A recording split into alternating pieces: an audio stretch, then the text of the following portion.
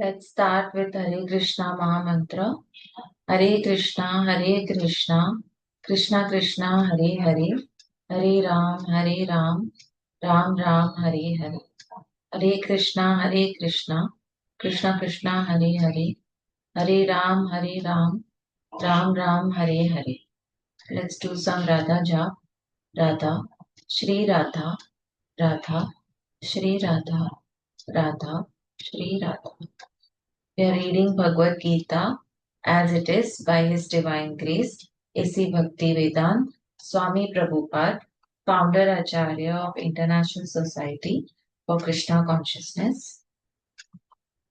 We are in chapter 15, text 13.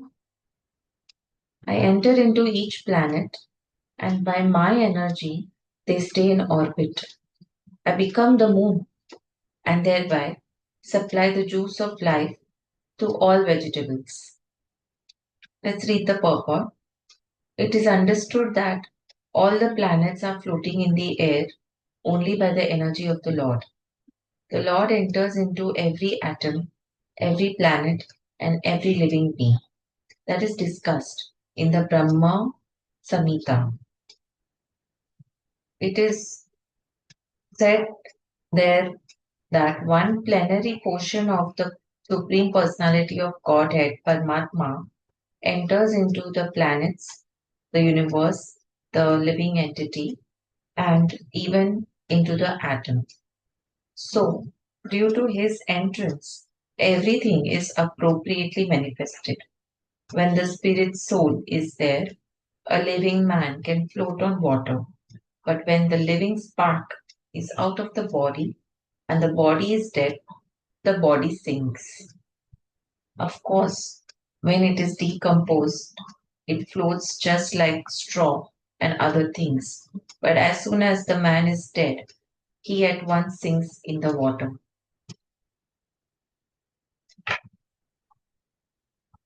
Similarly, all these planets are floating in space, and this is due to the entrance of the supreme energy of the Supreme Personality of Godhead. His energy is sustaining each planet, just like a handful of dust. If someone holds a handful of dust, there is no possibility of the dust falling. But if one throws it in the air, it will fall down. Similarly, these planets which are floating in the air are actually held in the fist of the universal form of the Supreme Lord. By his strength and energy, all moving and non moving things stay in their place. It is said in the Vedic hymns that because of the Supreme Personality of Godhead, the sun is shining and the planets are steadily moving. Were it not for him, all the planets would scatter like dust in air and perish.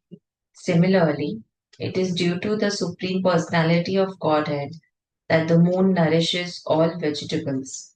Due to the moon's influence, the vegetables become delicious. Without the moonshine, the vegetables can neither grow nor taste succulent. Human society is working, living comfortably, and enjoying food due to the supply from the Supreme Lord. Otherwise, mankind could not survive. The word rasatmaka is very significant. Everything becomes palatable by the agency of the Supreme Lord through the influence of the moon. Let's move to text 14. I am the fire of digestion in the bodies of all living entities, and I join with the air of life, outgoing and incoming, to digest the four kinds of foodstuff. Let's read the purport. According to Ayurveda Shastra, we understand that there is a fire in the stomach which digests all food sent there. When the fire is not blazing, there is no hunger. And when the fire is in order, we become hungry. Sometimes, when the fire is not going nicely, treatment is required. In any case, this fire is representative of the Supreme Personality of Godhead. When Vedic mantras, Vrad Arankya Upanishad 5.9.1 also confirm that the Supreme Lord or Brahman is situated in the form of fire within the stomach and is digesting all kinds of food stuff. Therefore, since he is helping at the digestion of all kinds of food stuff, the living entity is not independent in the eating process. Yes. Unless the Supreme Lord helps him in digesting, there is no possibility of eating. He thus produces and digests his food stuff, and by his grace, we are enjoying life. In the Vedanta Sutra 1.2.27, this is also confirmed. The Lord is situated within the sound and within the body, within the air, and even within the stomach as the digestive force. There are four kinds of foodstuffs. Some are drunk, some are chewed, some are licked up, and some are sucked. And he is the digestive force for all of them. Let's move to text 15. I am seated in everyone's heart, and from me come remembrance, knowledge, and forgetfulness. By all the Vedas, I am to be known. Indeed, I am the compiler of Vedanta, and I am the knower of the Vedas. Let's read the purport. The Supreme Lord is situated as Paramatma in everyone's heart, and it is from him that all activities are initiated. The living entity forgets everything of his past life, but he has to act according to the direction of the Supreme Lord, who is witness to all his work. Therefore, he begins to work according to his past deeds. Required knowledge is supplied to him, and remembrance is given to him, and he forgets also about his past life. Thus, the Lord is not only all pervading, he is also localized in every individual heart. He awards the different fruited results.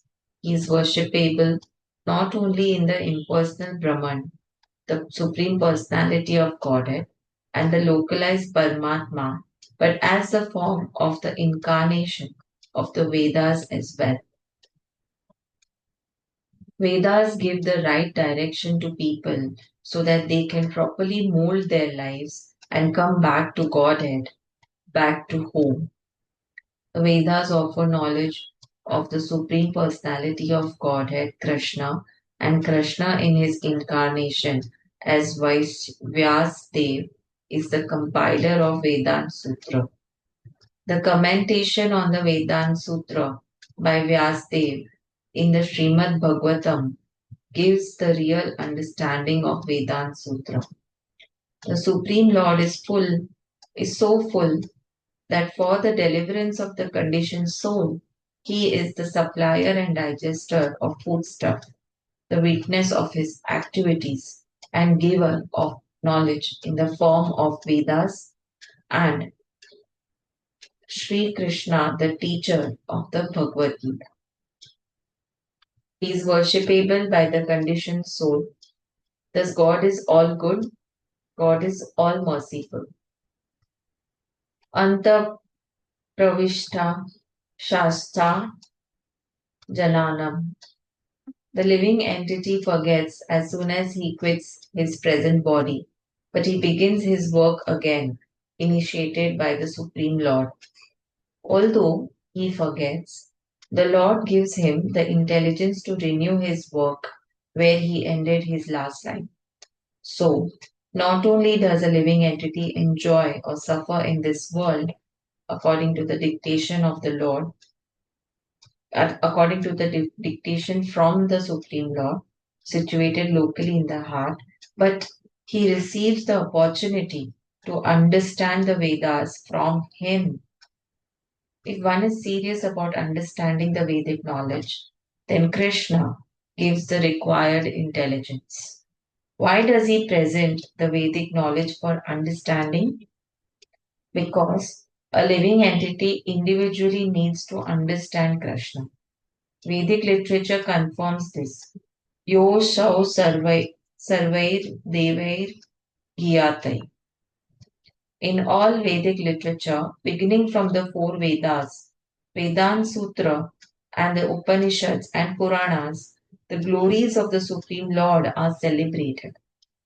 By performance of Vedic rituals, discussions of the Vedic philosophy, and worship of the Lord in devotional service, he is attained.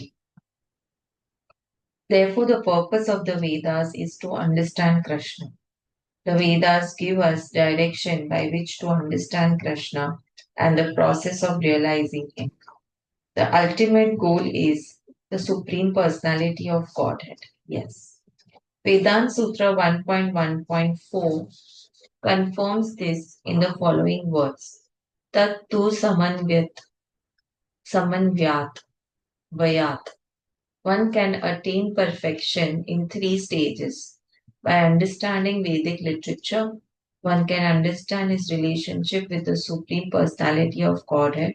By performing the different processes, one can approach him, and at the end, one can attain the supreme goal, who is no who is no other than the Supreme Personality of Godhead. In this verse, the purpose of Vedas, the understanding of Vedas, and the goal of the Vedas are clearly defined. Yes. Let's move to text 16. There are two classes of beings, again, the fallible and the infallible. In the material world, every living entity is fallible, and in the spiritual world, every living entity is infallible. Let's read the purport. As already explained, the Lord in his incarnation as Vyasdev compiled the Vedanta Sutra. Here, the Lord is giving in summary the contents of the Vedanta Sutra. He says that the living entities who are innumerable can be divided into two classes, the fallible and the infallible. The living entities are eternally separated parts and parcels of the Supreme Personality of Godhead. When they are in contact with the material world, they are called Jiva Bhuta. And the Sanskrit words given here, Kshara, Ksharaha, Sarvani, Bhutani, mean that they are fallible. Those who are in oneness with Supreme Personality of Godhead, however, are called infallible. Oneness does not mean that they have no individuality, but there is no disunity. They are all agreeable to the purpose of the creation. Of course, in the spiritual world, there is no such thing as creation.